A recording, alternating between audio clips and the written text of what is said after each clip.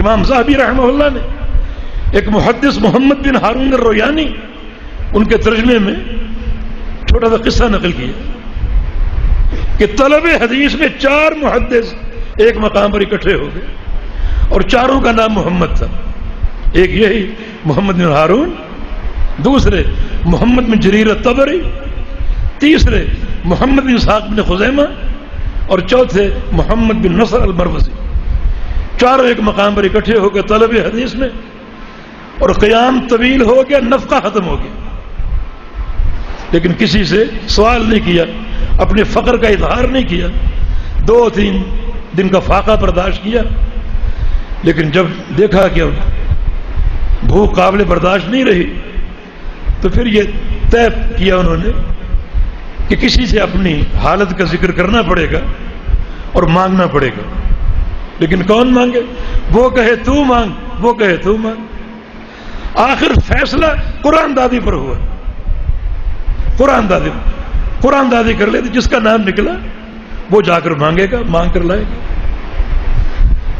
ایک محدث کا نام نکل آیا، اس پر تو ایک موت طاری ہو گئی. میں مانگوں، جا کے سوال کروں، بھیک مانگوں. کہا کہ مجھے تھوڑی سی ڈھیل دو، میں 2 نفل پڑھ لوں.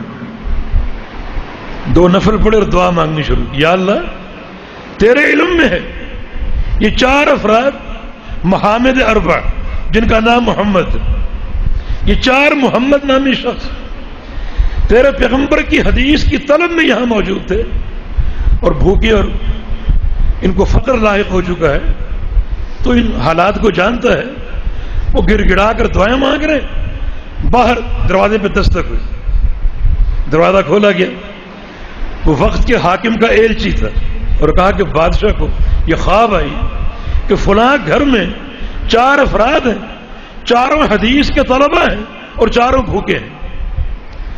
اور اس نے چاروں کا نام لیا. محمد بن اسحاق کون ہے؟ یہ ہے. اس کو ایک تھیلی دی سونے سے بھری ہوئی، دینار. محمد بن جریر کون ہے؟ یہ ہے. اسے تھیلی پیش کی.